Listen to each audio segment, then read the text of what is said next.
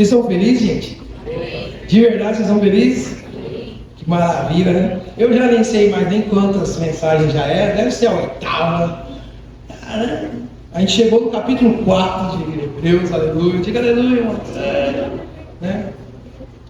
Futuramente teremos uma pausa aí, mas essa exposição à carta aos Hebreus vai longe.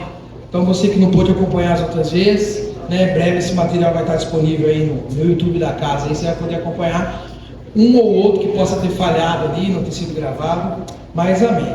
Deixa eu falar um negócio. Quando a gente pergunta, é normal a gente, virou até eu não sei nem que nome que se dá para isso, mas é um costume que a gente encontra as pessoas, e isso é um costume bom, né? Talvez o nome que se dá é educação mesmo, né? Você encontra a pessoa e pergunta como ela está, né? Não é isso? Em Campo Grande as coisas são um pouco mais difíceis, né? Você fala bom dia e a menina fala CPF na nota. É mais difícil um pouco, Campo Grande é mais difícil. Aí você fala bom dia, e ela fala assim, CPF na nota? Então não tem jeito, você insiste, é mais difícil. Mas aqui, quando a gente cumprimenta alguém, oi aí, como é que você está? Né?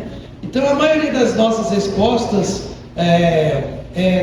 tá tudo bem, quer até explicar, né? Tanta coisa às vezes está acontecendo, então, ainda mais quando a gente não conhece bem a pessoa, enfim. Diferentemente quando a gente tem relacionamento, né? Pelo menos deveria ser, não estou bem. E aí, como você está? Mal, péssimo, horrível, sofrendo. Tem alguma coisa para fazer? Não, então só vamos chorar junto mesmo. Quero que não tenha o que fazer. Não, tem alguma coisa que eu possa fazer? Ore por mim, já ajuda bastante, né? Mas às vezes se estende fisicamente, né? De ajudar de forma até financeira, depende do que você pode fazer pela outra pessoa. A questão é que normalmente quando a gente pergunta quando as pessoas estão, eu tenho uma mania também, né? Eu sempre pergunto, coletivamente eu sempre pergunto se as pessoas estão felizes, mas eu também pergunto isso no privado, vocês que se relacionam comigo vão saber disso, e aí como que você está, né? E quando alguém me pergunta, eu digo, eu estou melhor do que eu mereço, porque de fato é mesmo, eu sempre estou melhor do que eu mereço, mesmo que as coisas estejam bem complicadas às vezes acontecendo, né? Mas eu tenho uma mania de dizer assim, e aí está 199.000%, né?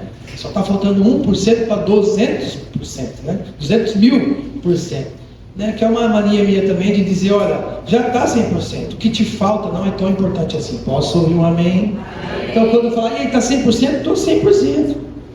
É porque, e é muito legal, muito diferente. Quando eu pergunto para a pessoa, e aí 100%, a pessoa fala, tipo 95%, né? Que realmente não está 100%, a gente sabe, mas quando vai estar? Quando que realmente vai estar 100%? Né? Temos opiniões, né? Mas uma coisa que a gente sempre vai encontrar, e a maioria de nós, ou se não todos nós, vai sempre dizer assim, estou cansado. Se não for naquele dia, vai ser no outro, ou naquela semana, né? Estou um pouco cansado. É normal também encontrar as pessoas cansadas, e é normal nós também dizer, cara, estou cansado. Seja fisicamente, seja emocionalmente. Quantos estão me ouvindo aí? Então, mesmo os mais otimistas, né, vão dizer, está cansado. Eu conheci uma menininha fazendo transporte, que eu acho que é a criança mais otimista que eu já conheci na minha vida. E aí, como você está? Ela fala, eu estou ótima. E ela tem acho que 7 anos. É impactante, cara. E aí, como que foi? Eu pegava ela na escola e dizia assim, e aí, como que foi o dia? Foi muito bom. Mas o que você fez de legal? Fiz tarefa. Aí eu me doía, eu dizia, meu Deus, é muito otimismo, é muito... Mas aí, você gosta de fazer tarefa? Ela, eu gosto muito. Sabe, ela chega a ser surreal. De tão otimista, sabe, e sempre me fazia pensar, dizer, cara, a gente devia ser um pouco assim, né? A gente tem muito mais para agradecer do que para reclamar, sim ou não, irmãos? Sim ou não, irmão? Só 3 pessoas? Poxa vida, você não tem, de fato? Não, pastor, você não sabe o que está me acontecendo, mas você chegou aqui, e olha que legal, andando, você vai sair daqui também, se Deus quiser, Deus permitir, sabe? Então assim, é impactante essa menina sempre, que eu penso, mexe comigo. Mas, enfim, irmãos, a carta e o tema central dos versículos que a gente vai ler hoje vai falar sobre o descanso de Deus e o convite para que o povo de Deus, para que a igreja volte ou receba ou se aproprie desse descanso em Deus por meio da fé em Cristo Jesus. Quantos estão me ouvindo? O descanso de Deus ele é visto como um cessar de obras. É uma metáfora para aquela entrada definitiva que nós vamos ter num descanso celestial das labutas, das lutas, das guerras que enfrentamos, do sofrimento, do pecado. Então o descanso de Deus é visto como uma metáfora desse descanso eterno que um dia teremos. Posso ouvir um amém também aí? E o desdobramento inclui o que? O que nós vamos ler hoje. Advertência contra a incredulidade. A gente já vem vendo isso acontecendo, desde o primeiro capítulo até agora, mas o 4 aqui vai dar bastante ênfase a isso. Da perseverança da fé e do poder que a palavra de Deus tem de revelar o coração humano. E esse descanso de Deus, que é essa metáfora para a salvação e para a comunhão final com Deus, que será realizado na vida eterna. Então a gente vai ver tudo um pouco disso. Vamos para o texto então, quantos têm a Bíblia aí? Capítulo 4 então de Hebreus.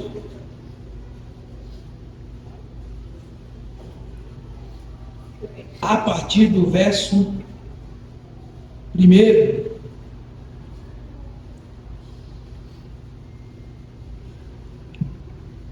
Amém? Portanto, visto que nos foi deixada a promessa de entrar no descanso de Deus, temos cuidado para não parecer que algum de vocês deixou de alcançá-lo, porque também a nós foram anunciadas as boas novas, exatamente como aconteceu com eles. Mas a palavra que eles ouviram não lhes trouxe proveito, porque não foram unidos por meio da fé com aqueles que ouviram. Nós, porém, que cremos, entramos no descanso, conforme Deus disse: assim jurei da minha ira, assim jurei na minha ira, não entrarão no meu descanso. Ele disse isso mesmo que as obras já estivessem concluídas desde a fundação do mundo.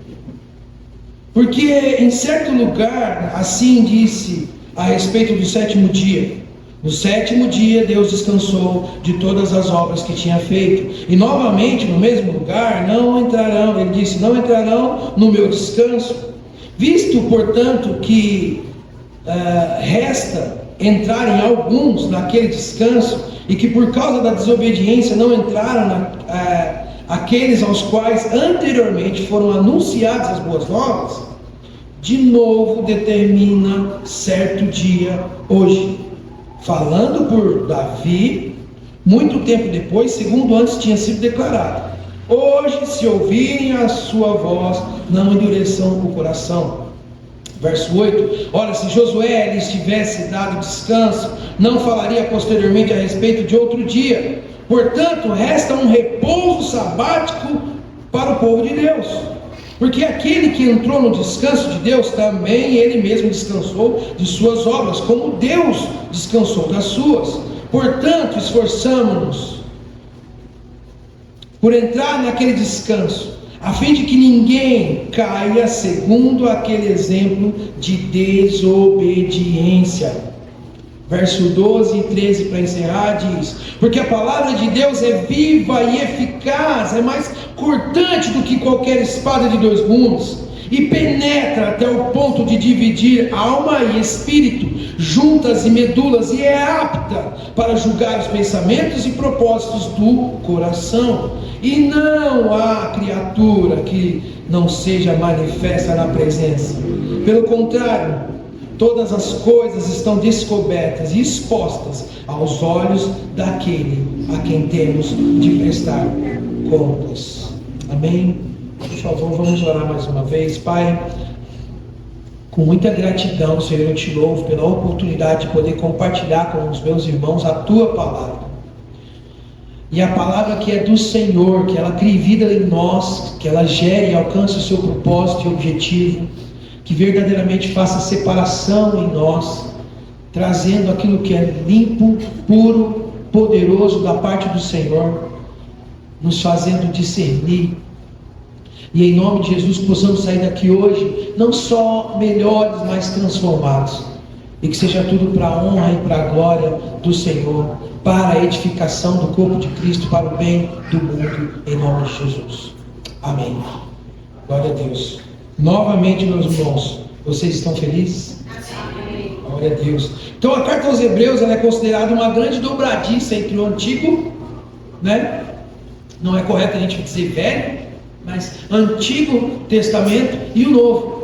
A carta aos Hebreus ela é considerada uma grande dobradiça. Eu já falei aqui antes que muitos estudiosos chamam de o quinto evangelho, porque os evangelhos, né, ele trata do nascimento, da vida, dos ensinos, dos milagres de Cristo, da morte, da ressurreição e da ascensão aos céus de Cristo Jesus. E a carta aos Hebreus é uma espécie de continuação do ministério de Jesus no céu, no seu sacerdócio, no seu governo. Quantos estão me ouvindo aí? Então a gente já falou aqui também que o autor aos Hebreus, ele escreve essa carta num período de perseguição da igreja. Sim, vocês lembram disso? Todo mundo ciente. E não é errado dizer que muitos judeus convertidos ao cristianismo, em virtude das perseguições, estavam o quê? Voltando. Os caras queriam, né? Estavam retrocedendo para algumas práticas. E hoje a gente vai ver uma das principais delas, né? Desculpa, Carlos, que eu não tinha tomado café, tá gostoso isso aqui. E então, meus irmãos, o autor ele escreve enfatizando que Cristo é maior do que os profetas. Sim, a gente já viu? É maior do que os anjos, é maior do que Moisés, é maior do que Arão, primeiro sumo sacerdote. Isso vai ser falado mais à frente depois, não hoje. E também é maior do que Josué, ao qual nós acabamos de ler. E o autor ele mostra que tudo aquilo que o judaísmo apontava e praticava, na verdade se cumpriu em Cristo Jesus. Quantos estão me ouvindo aqui? Gente, olha para mim, por favor. Vocês estão ouvindo? Está tudo bem? O autor traz esse entendimento. Veja bem, está escrevendo para judeus, galera que conhecia, manjava da Torá, dos ensinos. Então é muito legal isso, saber que em todo tempo, em toda oportunidade, está mostrando aquilo que era sombra no antigo e que agora se cumpre em Cristo Jesus. Quantos estão me ouvindo aí? E que agora, já que nessa realidade que está sendo vivida em Cristo Jesus, voltar às sombras, voltar às promessas passadas, era uma apostasia. O que é apostasia, gente? É abandono da fé. Apostasia é abandono.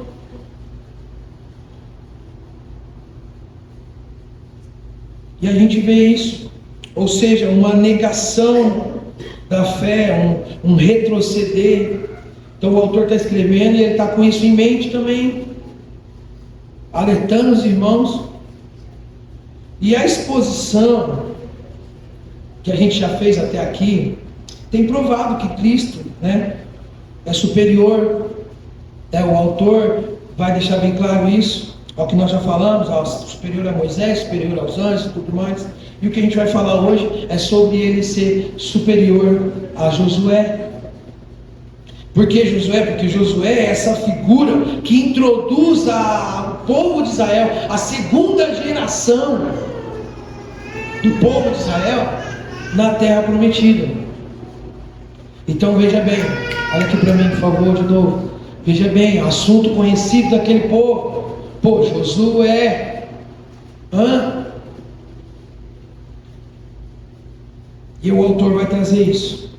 Então, o que era chamado de descanso das perseguições, o descanso das labutas do deserto, a Canaã, a terra prometida. E o autor está dizendo que aquele descanso não foi completo. Ele disse: alguns não entraram, o resto. Então ele está deixando claro que o descanso não foi completo e que existe um descanso maior. E é isso que a gente vai expor. Então vamos lá para o versículo 1, por favor. Portanto, visto que nos foi deixada a promessa, ele começa portanto, né? Continuação do que ele falou no 3 aqui, que o Rafa trouxe para nós. E ênfase na incredulidade, tu com o irmão aí, ênfase na incredulidade, olha para mim, de que ênfase na incredulidade dos irmãos que não entraram na terra. Então ele está dizendo, portanto, visto que nós, aliás, que nos foi deixada a promessa de Deus de entrar no descanso, aí ele diz o que? O descanso é a promessa de Deus. Tenhamos cuidado para não parecer que algum de vocês deixou de alcançá-lo. Então, assim, no primeiro versículo, o autor ele traz esse alerta à igreja. Ele diz que o descanso é promessa de Deus. Ele faz essa advertência sobre a incredulidade. Quantos estão me ouvindo aí, meus irmãos? Em outras palavras, ele está dizendo o seguinte: o que aconteceu com Israel no deserto tem que servir de lição para nós, para a igreja. Quem é a igreja de Jesus aqui? Olha, tem duas pessoas.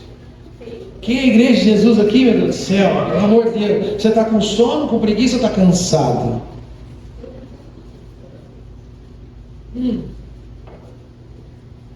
Então, em outras palavras, ele está dizendo o que aconteceu com eles tem que servir para advertência para nós. Porque eles são o povo de Deus. Saiu da escravidão. Entraram no deserto. E a que era a terra prometida não entraram. Por incredulidade, por desobediência. Terra essa que tinha sido prometida. Então ele está dizendo rebelar-se e se rebelar contra a palavra de Cristo é agir como aquela geração.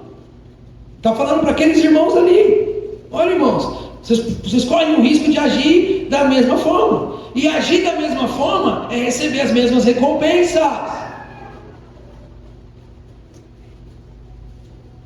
E aí, no versículo 2 e 3, diz: porque também a nós foram anunciadas as boas novas, exatamente como aconteceu com eles. Olha as boas novas aqui sendo anunciadas lá no Antigo.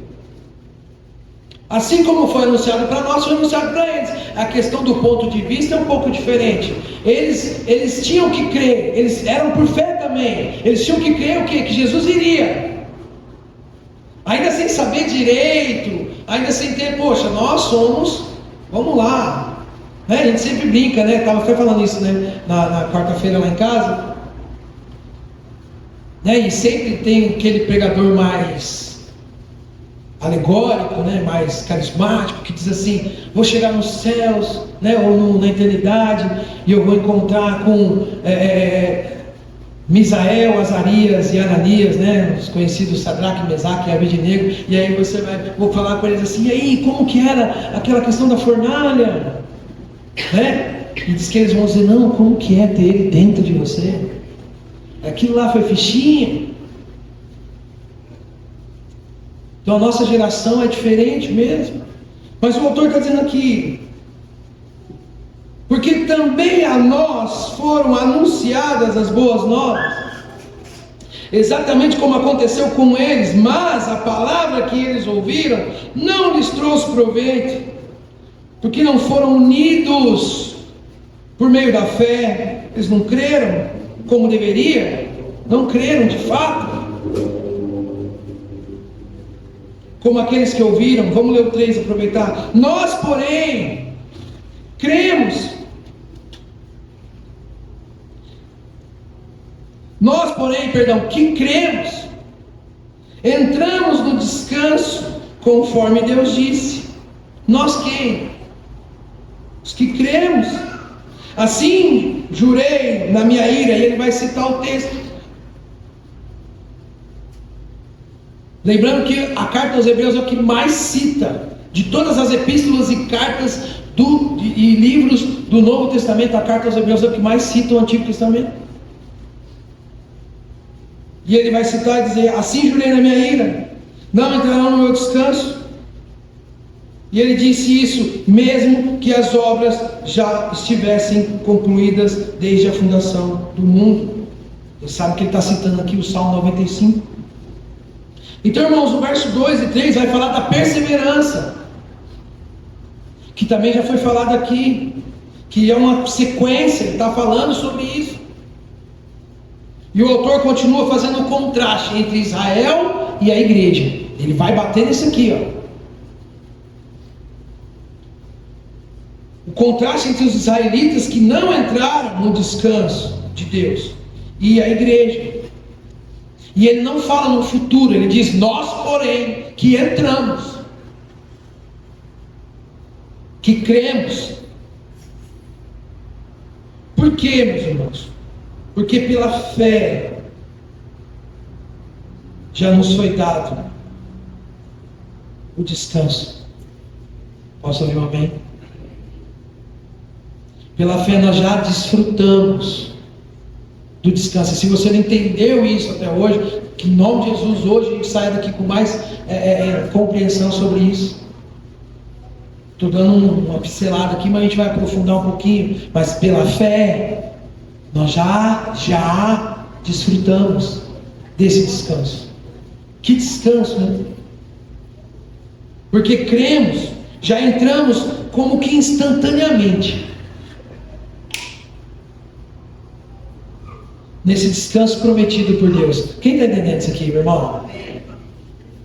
Porque cremos, entramos no descanso quase que instantaneamente, imediatamente. Isso quer dizer que temos a paz interior. Como você não tem? Acorda aí. Temos convicção da nossa salvação, temos segurança, nós somos reconciliados com Deus. Nós não somos mais escravos do pecado, não somos mais escravos do diabo, não fazemos mais a vontade do inferno, não vivemos mais essa realidade. Já fomos libertos, somos remidos, já fomos comprados, pertencemos à família de Deus. Entramos nesse descanso pela fé, desfrutamos dele. E desfrutaremos ainda mais nesse descanso eterno, glorioso, a totalidade. Glória a Deus, irmãos. O texto diz: porque também a nós foram anunciadas as boas novas, exatamente como aconteceu com eles, mas a palavra que eles ouviram não lhes trouxe proveito, porque não foram unidos pela fé com aqueles que a ouviram. As boas novas foram a mesma, mas não basta ouvir. E eu não estou falando para aquele povo. Essa carta foi escrita e nós estamos lendo ela aqui agora, então é para você que isso está sendo dito. Não basta só ouvir, não vai bastar, porque é preciso ouvir e crer obedecer, porque aqueles que têm ouvidos para ouvir, obedeçam.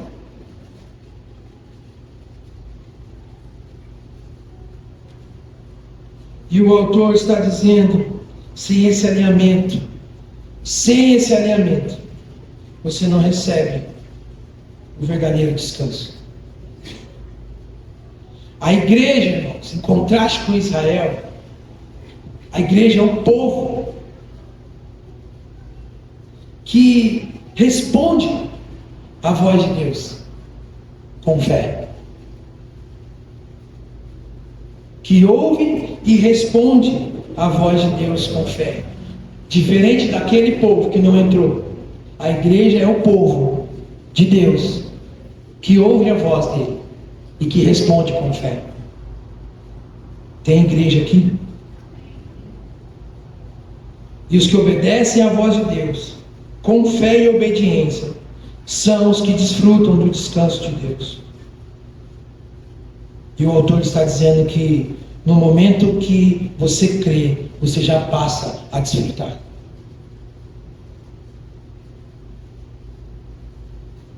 Desse descanso que foi prometido por Deus como herança para todos os filhos de Deus. Aleluia, meus irmãos. Aleluia, meus irmãos. Então, que descanso é esse, afinal de contas? E é interessante que o autor de Hebreus ele vai falar de 3 tipos de descanso. 2 primeiros que são tipológicos, que apontam para o terceiro, que apontam para o pleno descanso. E o primeiro, a gente vê no verso 4 e 5, vamos lá. Verso 4 e 5 diz: porque em certo lugar, olha só, até, eu acho, tá? Abrindo um parênteses aqui, dos possíveis autores de Hebreus, né? Que não ficou ainda bem claro, né? Eu estou começando a acreditar que pode ter sido Priscila mesmo, viu? Tem uma coisa muito mulher aqui, sabe? Os detalhes, umas coisas mais, as preciosidades, né? Mais femininas aqui parece. Porque Priscila é uma das, né? De Paulo, Apolo, Priscila. Talvez é a que os caras menos acreditam aí, mas é a que eu estou começando a acreditar. Porque em certo lugar, vou nem falar que texto que é, né? Tô brincando. Mas em certo lugar, ele já usou essa técnica antes, né? Mas está falando aqui, está citando aqui o Gênesis 2:2, né? Em certo lugar, assim diz respeito do 7º dia. No 7º dia, Deus descansou de todas as obras que tinha feito. Vamos ler o 5 também. E novamente no mesmo lugar, não entrarão no meu descanso. Então ele cita os 2 textos aí. Ele cita o Gênesis e cita Salmos 95 de novo. Então é o seguinte: Deus criou tudo em 6 dias. Sim ou não? Sim ou não, irmãos? Deus criou tudo em 6 dias. E no 7º dia ele descansou. E é interessante e curioso que em todos os 6 dias houve tarde e manhã. Lembra disso? Houve tarde e manhã. O dia começou e o dia terminou. Mas no 7º dia do descanso de Deus não houve tarde, não houve manhã. Não tem essa citação. Por quê? Porque o descanso ali, e é importantíssimo, se não entendemos isso até agora, como é importante você entender isso hoje, que aquele descanso é tipológico, está apontando para o descanso pleno e eterno. E o fato de, essa curiosidade, esse detalhe na escrita de Moisés, de que não houve tarde e manhã no 7º dia, é essa figura, essa tipologia do descanso verdadeiro e eterno. E que esse descanso de Deus não é, de fato não é. Primeiro, não significa folga. Deus não estava cansado, precisando repor energias, recuperar suas forças. As escrituras vão dizer que Deus não se cansa e não se fatiga. Deus não estava precisando de uma pausa para recarregar suas energias. Não significa isso. Segunda coisa que não significa esse descanso é um cessar de atividades. Deus não fica ocioso. Jesus vai dizer: o meu Pai trabalha até hoje, assim como eu trabalho. Então não é um cessar.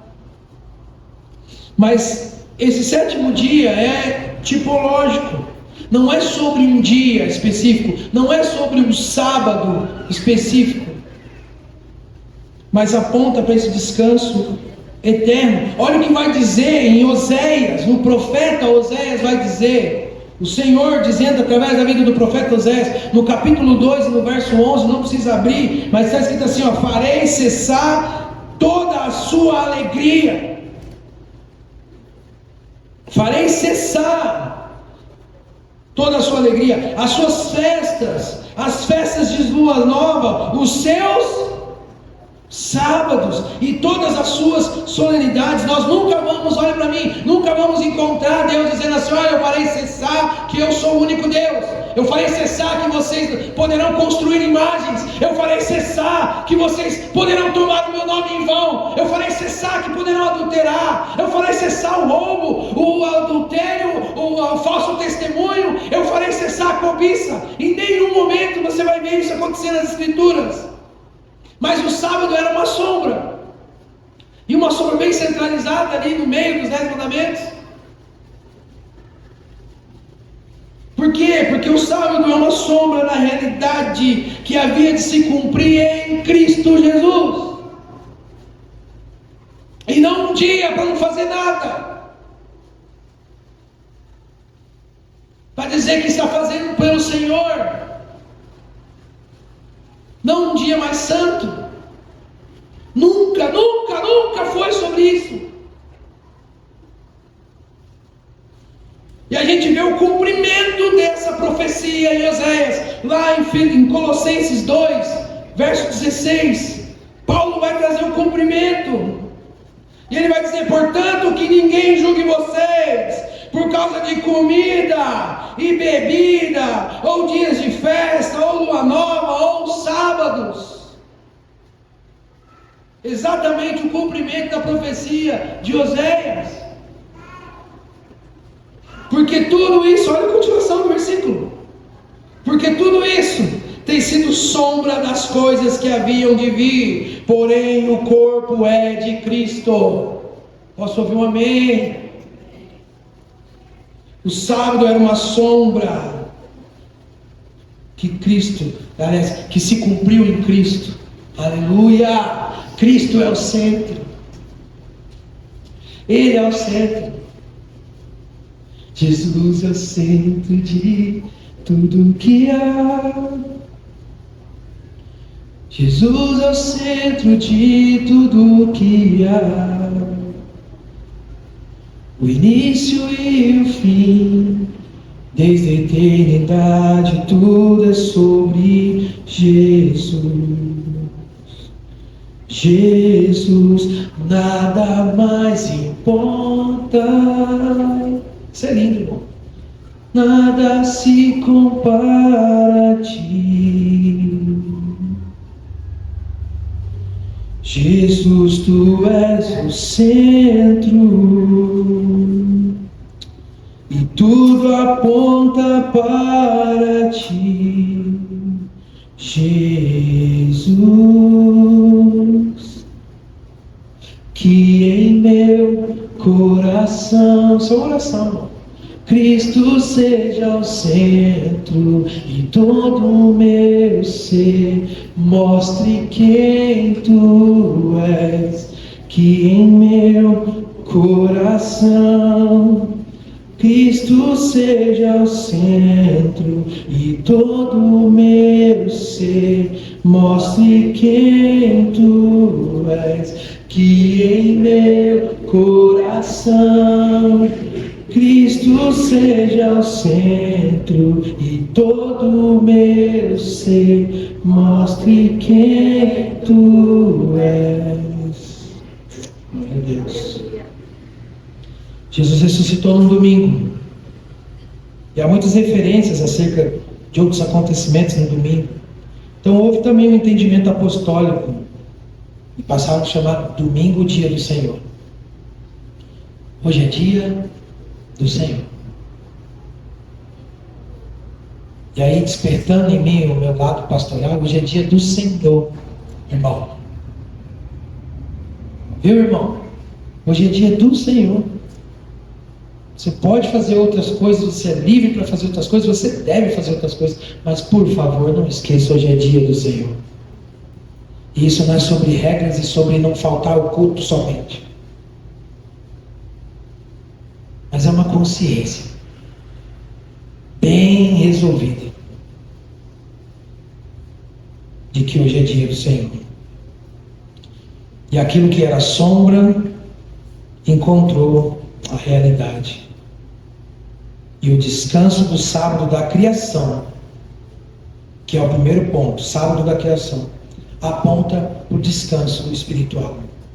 Glória a Deus, meus irmãos. O segundo ponto, o segundo sábado, o segundo descanso tipológico é a Canaã, chamada Terra Prometida. O descanso era a Terra Prometida. Vamos ler o verso 6, 7 e 8, por favor.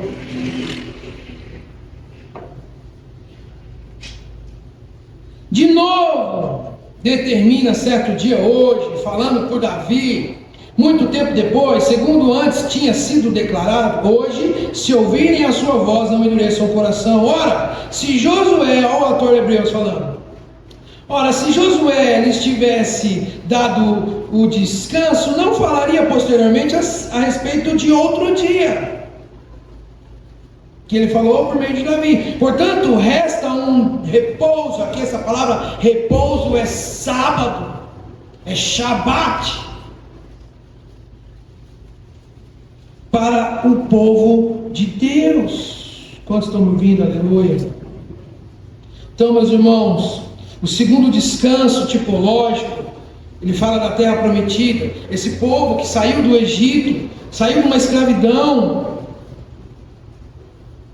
e atravessaram o deserto por 40 anos, e por incredulidade não entra. Apenas Josué e Calebe. É pela liderança de Josué, um dos dois somente, que aquela segunda geração entra na terra. E ali houve sim um descanso dos ataques, de toda a labuta, de todas as dificuldades e percursos do deserto. Mas não era um descanso pleno, o autor está dizendo. E de fato não era. Quantos estão me ouvindo aí? Então esse descanso de Canaã era parcial e tipológico, que apontava para o descanso verdadeiro. Então o autor está dizendo que a entrada e a posse da terra prometida era uma espécie de símbolo da entrada no céu. Não foi assim? Nós sabemos disso. A terra prometida até hoje é dita como céu, porque realmente é uma tipologia. Porém aquele povo não entrou. E o autor deixa claro que foi por não crer o suficiente, ou seja, não creram ao ponto de obedecer. Tem alguém me ouvindo aqui? Pelo amor de Deus, irmãos. A chamada Canaã celestial é o céu. É uma alegoria. Então, se o descanso de Canaã fosse todo o descanso prometido por Deus, Davi não falaria de outro descanso, que é o que o autor Hebreus está citando, do verso 7 ao 10, que a gente acabou de ler, né? Então, portanto, resta um repouso, um sábado, um Shabat, ainda restante. Então, o descanso da criação e o descanso da terra prometida, da Canaã, são tipologias do verdadeiro descanso. Que descanso é esse? Quantos estão me ouvindo? Que de fato descanso é esse? Sabe, eu já contei para vocês, na minha conversão, eu lia muito a Bíblia, passava 3 horas por dia lendo. E aí eu comecei também a decorar versículos. Quem já fez isso? Né? Então eu anotava os versículos que eu gostaria de decorar, e eu colocava na geladeira. Então eu passava toda hora, tal. Eu e a Aline até às vezes no começo, né, disputavam para ver quem tinha decorado mais. E um dos versículos, meu Deus, um dos versículos que eu mais decorei, ou fiquei, sei lá, extasiado em decorar,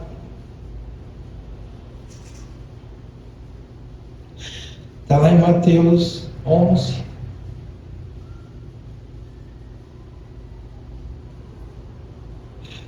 o verso 28. ao 30, que diz: venham a mim, todos vocês que estão cansados e sobrecarregados, e eu vos aliviarei.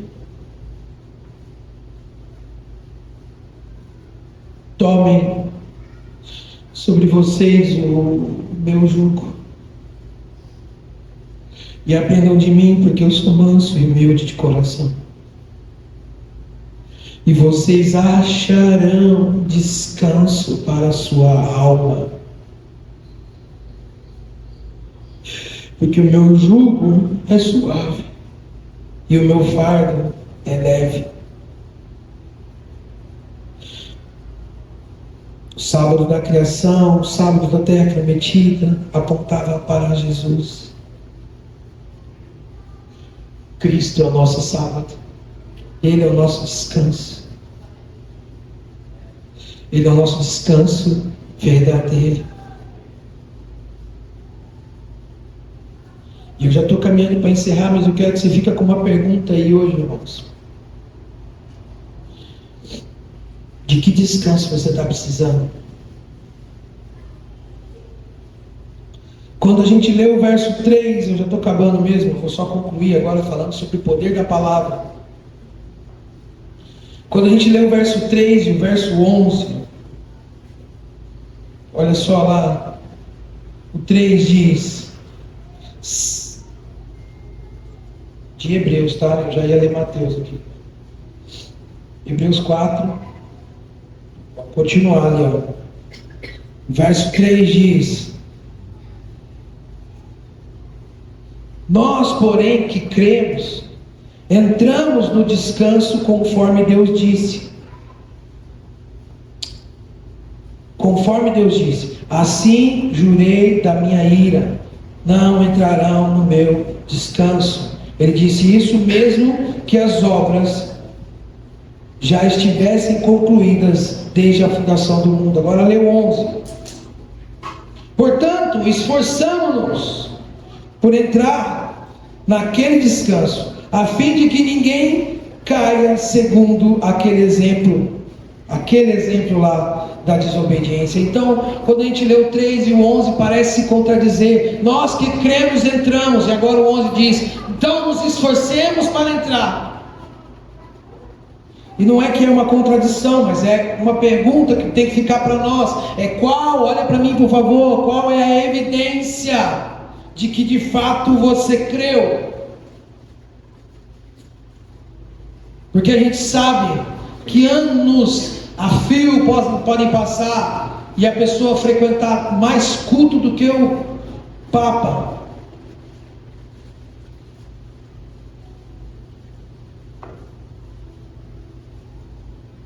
Cumprir atividades, ter 567 ministérios,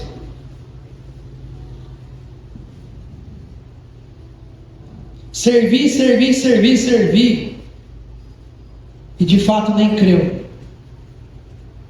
só está trocando o seu serviço por um possível salário futuro, uma possível recompensa dos homens na terra, porque aí vão te dar cargos, títulos, status, uma célula com o seu nome,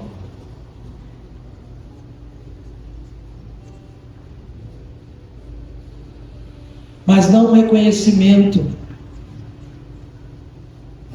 e nem um tesouro juntado no lugar correto. Acerca desse pensamento, Jesus disse: naquele dia me dirão: Senhor, Senhor. Vamos lá, por favor, você não é mais criança para se esquecer que esse texto não fala sobre ímpio, que não fala sobre nenhum outro tipo, nem mesmo do cristão, sabe, do novo convertido, do pequenino. Não, aquele texto diz: aquele dia me dirão: Senhor, Senhor, em teu nome fizemos, em teu nome trabalhamos. Fizemos muito. Segunda a segunda na igreja.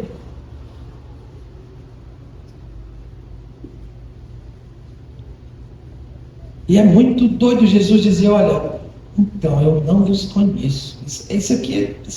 Como que você trabalha na empresa e não conhece o patrão? Simples, muita gente faz isso. Não conhece o patrão da empresa que trabalha. É muito simples, é normal isso. Por quê? Porque não faz parte do rol de relacionamento do patrão. Sim ou não, irmãos? Jesus dizia, eu não vos conheço.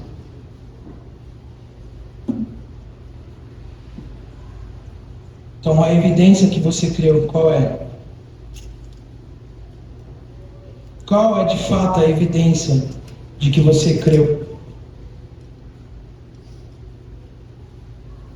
De que você tem a fé salvadora, a fé verdadeira. A evidência passa pelo fogo do versículo 11, que diz: portanto, nos esforcemos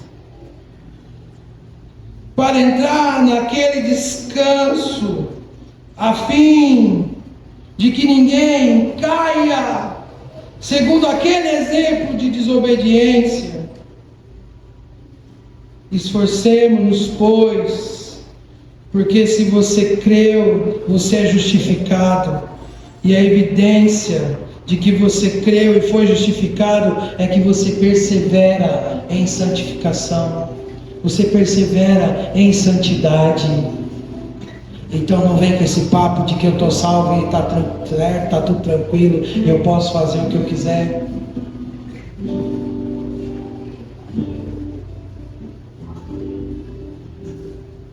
Fomos salvos, mas para a obediência. Posso ouvir um amém? Nós fomos salvos para a obediência. Eu não esqueço, sabe, nunca mais esqueci quando Paulo Borges diz: Deus te salvou para te sacrificar depois, não para você se safar. Porque nós somos salvos e estamos, parece que, tentando se safar a todo tempo. Você foi salvo para ser sacrificado mais tarde, para negar a si mesmo, para tomar a cruz e não o travesseiro e a Netflix, e para seguir Jesus, ter o mesmo sentimento em nós que houve em Cristo Jesus, o mesmo sentimento. Não somos cópias de Jesus. Bem bacana a ideia do desescope, mas nós não somos cópias. Devemos imitar, mas a verdade e a realidade é que em Cristo e pelo poder do Espírito Santo temos a mesma natureza. Não é cópia, é a mesma natureza. Por isso que ele disse: edificarei o meu carrão, que é a família espiritual. Quantos estão entendendo, irmãos? Fomos salvos para uma vida irrepreensível. Irmão, isso aqui é difícil demais da conta. Uma vida irrepreensível é: ninguém tem o que falar contra você. E quando falarem, vão ser mentira. Bem-aventurados sois vós, que quando mentirem, falarão contra você, te perseguirão.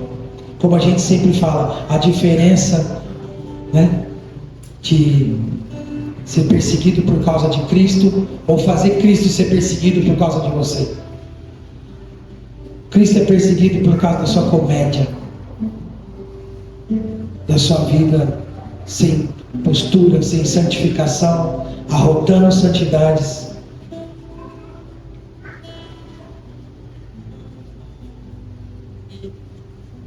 Por isso que o autor cita praticamente aqueles 2 milhões de pessoas que saiu do Egito e que morrem no deserto. que não entram pela desobediência e pela incredulidade. E a incredulidade aqui é exatamente por não reagir, não obedecer. Ou seja, quem crê vai perseverar. Quem crê persevera e obedece. É a fé com obras, como diz Tiago. Quem crê persevera numa fé com obras, como diz o apóstolo, ou a carta, melhor dizendo, de Tiago. Então, meus irmãos, precisamos ou não precisamos ser mais vigilantes? Precisamos ou não precisamos levar mais a sério a nossa salvação? Precisamos ou não precisamos nos incluir em sintonia com os projetos de Deus e não ficar tentando chamar Deus para os nossos?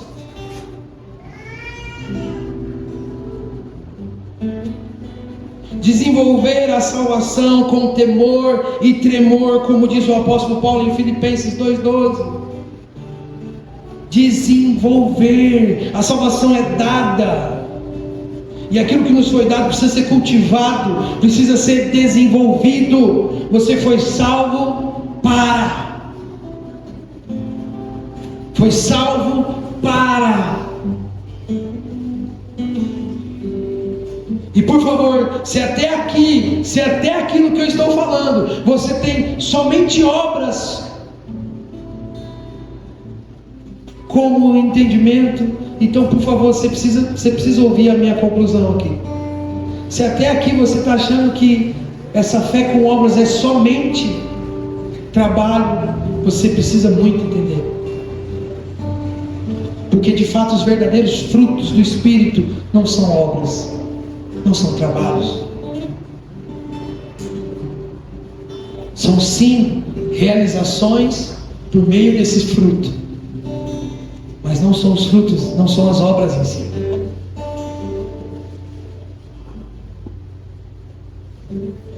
O autor está dizendo, e ele faz tudo isso, como a gente viu, porque muitos irmãos, por causa da perseguição, estavam retrocedendo. Mas ele enfatiza que aquele que crê não retrocede.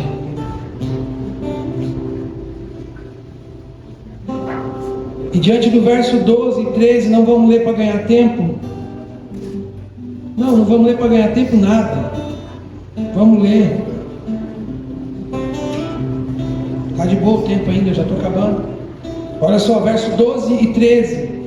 Porque a palavra de Deus é viva e eficaz, e mais cortante do que qualquer espada de 2 gumes, e penetra até o ponto de dividir alma e espírito, juntas e medulas, e é apta para julgar os pensamentos e propósitos do coração do homem. E não há criatura que não seja manifesta na sua presença, pelo contrário, todas as coisas estão descobertas e expostas aos olhos daquele a quem temos que prestar contas. Todos nós teremos que prestar conta aos olhos, aquele que tem os olhos sobre tudo.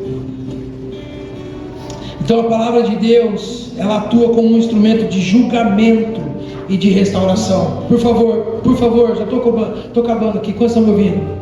A palavra de Deus, a Bíblia,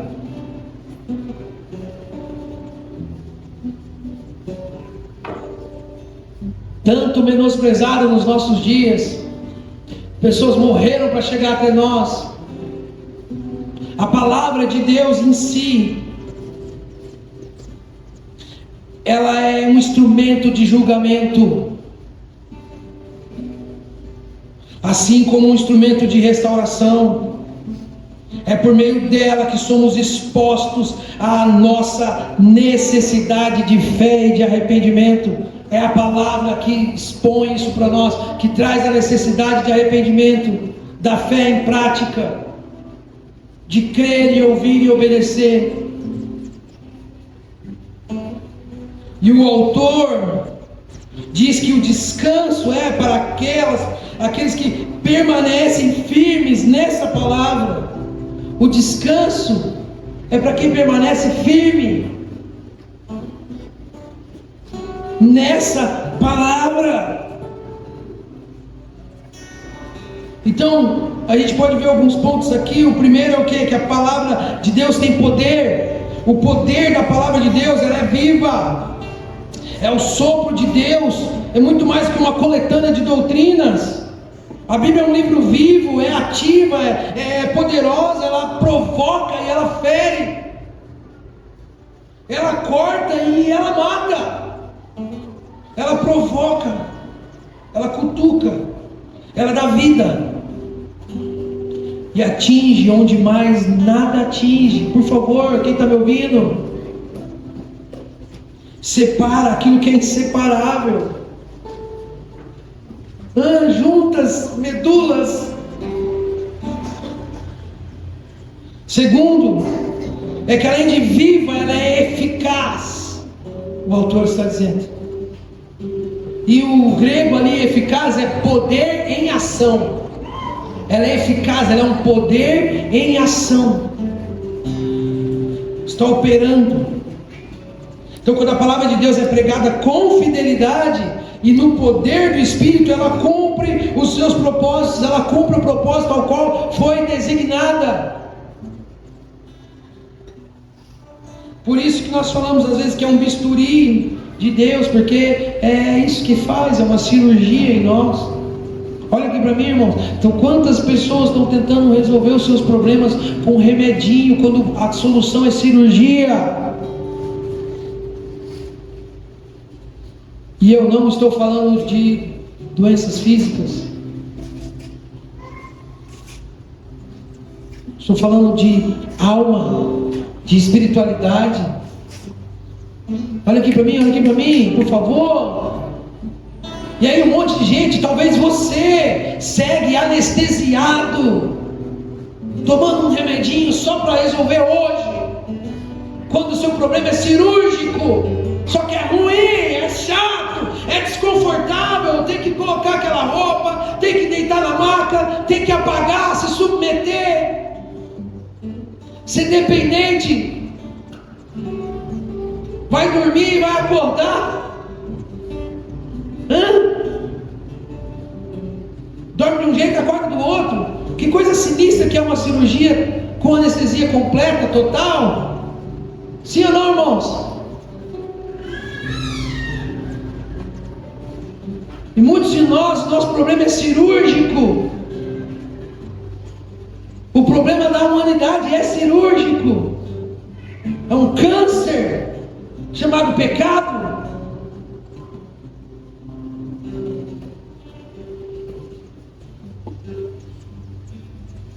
Em terceiro ponto, é uma palavra irresistível, porque é uma espada afiada. Ela corta quando entra, ela corta quando sai, ela dá vida e ela mata.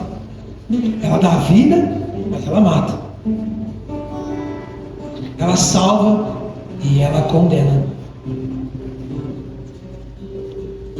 Ela traz promessa e traz juízos. Ela é uma arma de ataque e uma arma de defesa. E em quarto e último lugar, é uma palavra discernidora. É uma palavra que discerne, é uma palavra que nos revela Deus. Assim como Cristo é a palavra encarnada. E as Escrituras falam da palavra encarnada. Mas as Escrituras também são palavras inspiradas. Então a palavra inspirada junto com a palavra encarnada nos revelam Deus.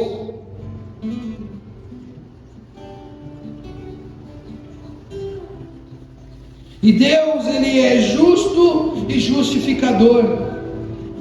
Ele é bom, mas Ele é justo e justificador. Porque imagine um juiz que diz: você é culpado, você cometeu tal crime, mas eu sou bom e eu vou te liberar, pode ir embora, você está liberado. Isso não seria justiça? Sim ou não? Então os criminosos aqui somos nós.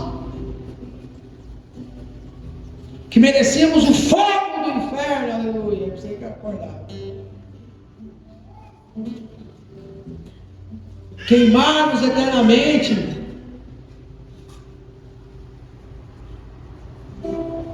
Mas Deus esqueceu, né?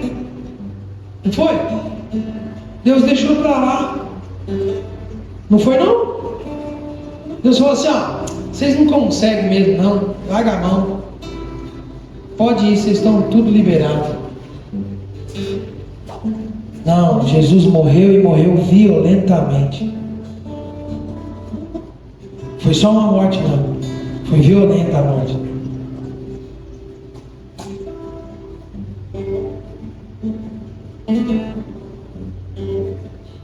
E a ira ainda virá para os filhos da desobediência.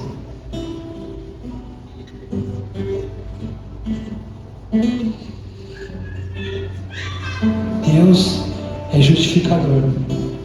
Ele diz, vocês não conseguem mesmo, mas vocês não estão liberados. Alguém tem que morrer.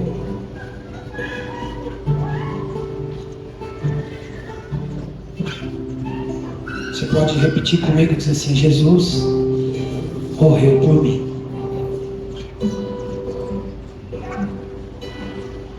Vamos dizer de novo? Jesus morreu por mim. Ele é o nosso descanso. Aleluia, meus irmãos. Que descanso você precisa? Hoje você está precisando descansar do quê? Jesus é um descanso para nós, é um descanso para pararmos de tentar nos justificar. Ai, como isso é bom, cara. Como isso é bom. Eu não sei você, mas eu tentava me salvar toda semana. Toda semana eu estava tentando me salvar. Que segurança maravilhosa que eu tenho em Cristo Jesus, cara. E se você não tem isso, não, busque, clame, sei lá, chore.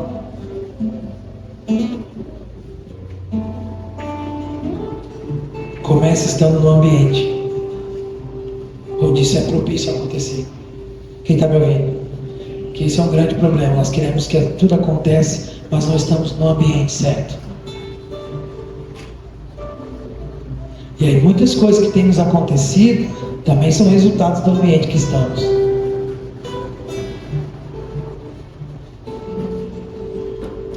E infelizmente muitos se tornam cada vez mais frios, promíscuos, viciados, violentos, orgulhosos, arrogantes e até debochados. Não sejamos pegos como aqueles que foram testados e de fato não creram. Quero encerrar dizendo o seguinte: duas coisas. A primeira coisa é a conclusão da mensagem. Imagine um pai, né? Você pai, você mãe, que está esperando seu filho mais velho voltar da faculdade à noite.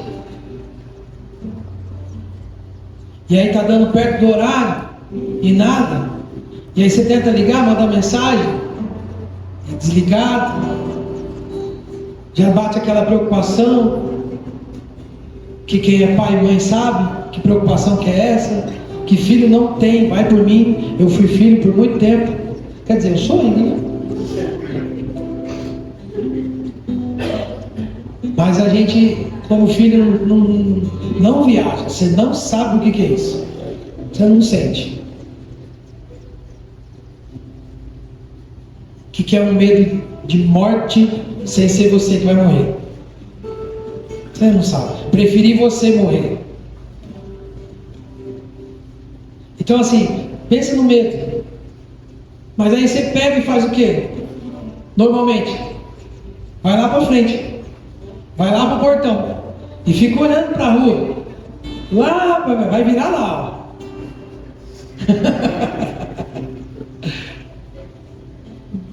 Quando de repente vira mesmo um grupo de pessoas, aí você olha, né? Alguns aí precisa limpar até a lente do óculos para enxergar direito. À noite, a miopia, e peraí, só vê uma sombra, mas parece ele. A roupa, o jeitinho de andar, o cabelinho Black Power, parece ele, tá vindo. Mas só quando chega perto e você diz, é ele. Entra para dentro. E aí eu te falo uma coisa, faz sentido continuar lá no portão? Se o filho já entrou? Num resumo, é o que o autor de Hebreus está dizendo. Já se cumpriu. O filho já está em casa. Era só uma sombra. Para que eu vou ficar no portão? Eu vou para dentro para me relacionar. Quem está me ouvindo? Sabe, já são 18 anos da minha caminhada com Jesus. E eu já contei isso aqui outras vezes. Inclusive a Renata tem até uma música e que é referente ao Salmo 84. Na verdade eu tenho uma mensagem do Salmo 84 que está guardada. Estou esperando que a gente possa fazer um retiro aí, de se enfiar uns 2 dias numa chácara aí. Quem quer? A gente precisava, né? Sem comunicação com o mundo exterior. Mas eu lembro que eu estava muito mal, numa fase muito ruim, de frieza espiritual, cedendo aos pecados, sabe, me sentindo cada vez pior. E não era só isso, eu estava cansado, eu estava fadigado, eu não via produtividade nos meus esforços, e os esforços que eu tinha também não me agradavam os resultados. Então tudo que eu fazia estava me gerando um cansaço. E eu participava das coisas, eu frequentava o culto, eu pregava para os jovens, mas eu estava cansado. E aí eu fui, e aí eu tinha uma férias. Foi muito louco isso, porque eu tinha uma férias programada. Só que como que tira férias sem dinheiro? E aí a empresa que eu trabalhava, que chamava Shalom, tá gravando, né? Tá bom. Não me pagou a férias. Mas me abençoou, comprou uma passagem para mim num congresso. Coisa de crente, né? Cara, e não foi o congresso em si. Foi num dia antes do congresso que eu fui num lugar que é chamado CTMDT, é um centro de treinamento do Diante do Trono. E eu cheguei lá e era um povo que ninguém conhecia. Não eram celebridades que iam tocar lá no congresso, que tinha celebridade para dedéu, mas era um pessoal normal. E aí a hora que a pessoa começou o encontro lá, o culto, ele começou lendo os Salmos 84. Eu queria ler só esse trechinho para vocês, se eu não ficar chorando. Só 5 primeiros versículos, que diz assim: quão amáveis são os teus tabernáculos, Senhor dos exércitos. A minha alma suspira e desfalece pelos atos do Senhor. Meu coração e a minha alma e a minha carne exultam pelo Deus vivo. O pardal encontrou casa e a andorinha um ninho para si, onde acolhe os seus filhotes. perto dos teus altares, Senhor dos exércitos, Rei meu e Deus meu. Bem-aventurado os que habitam em tua casa, louvam-te perpetuamente. Bem-aventurado é aquele cuja força está em ti e em cujo coração se encontram os caminhos aplanados. Na hora o Espírito Santo encheu o meu coração de graça, encheu o meu corpo de vigor, e enquanto os meus olhos se enchiam de lágrimas, meu coração também era aquecido. E eu recebi um renovo muito maior do que se eu tivesse tirado férias. Eu recebi um renovo maravilhoso. E o Espírito Santo me dizia assim: o seu descanso sou eu. O seu descanso é na minha presença. É nos seus altares, Senhor. É com o Senhor. É nos átrios. Nos átrios. Não precisa nem entrar para dentro do Santo dos Santos. Nos átrios da tua presença. É o meu lugar e é onde eu encontro descanso. Irmãos, o seu descanso está no Senhor. Não é não fazer nada. Não é estar ocioso. E muito menos se encher de trabalho. O seu descanso está no Senhor. Amém, irmãos? Afinal de contas, eu anotei aqui. Afinal de contas, fomos reconciliados com Deus. Não seria esse o maior benefício da salvação? Poder estar a sós com Deus?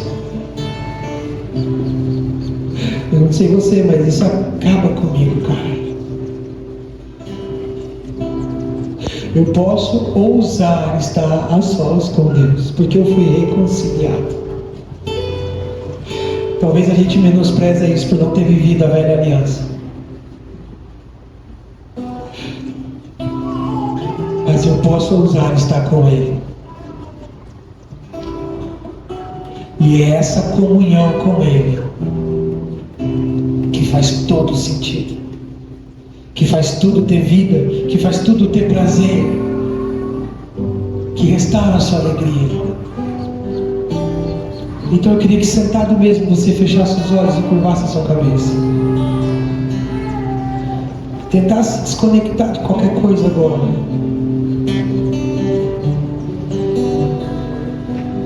E a minha oração agora é a mesma que eu fiz durante a madrugada. Senhor, renova o cansado.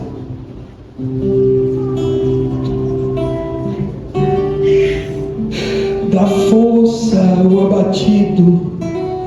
Levanta o caído. Porque não há melhor descanso do que o Senhor. O Senhor conquistou para nós o descanso eterno. Do que dirá então os benefícios da salvação? Do que dirá então os benefícios do nosso dia a dia, da tua presença em nós?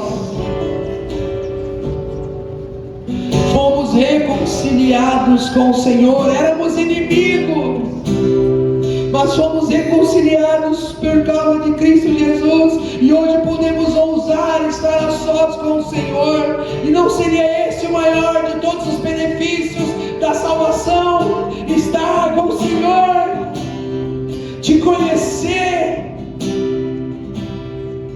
se relacionar, poder te ouvir e fazer toda a diferença. Saber que o Senhor não é apenas o caminho, que o Senhor não é apenas a verdade, mas também é a vida. Se o Senhor é a vida, por que não há vida longe do Senhor?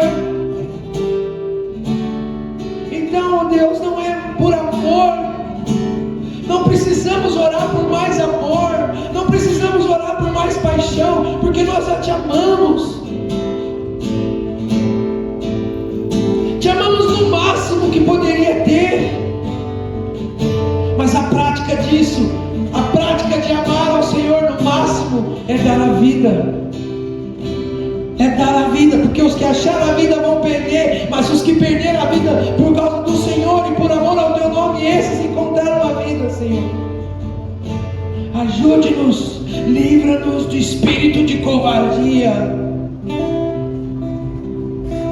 o medo do prejuízo não seja maior do que o medo de ficar sem a tua presença, que o remorso não seja maior do que o arrependimento, que os nossos desejos e vontades sejam submetidos ao Espírito e não à carne. Por favor, Senhor, eu oro em nome de Jesus.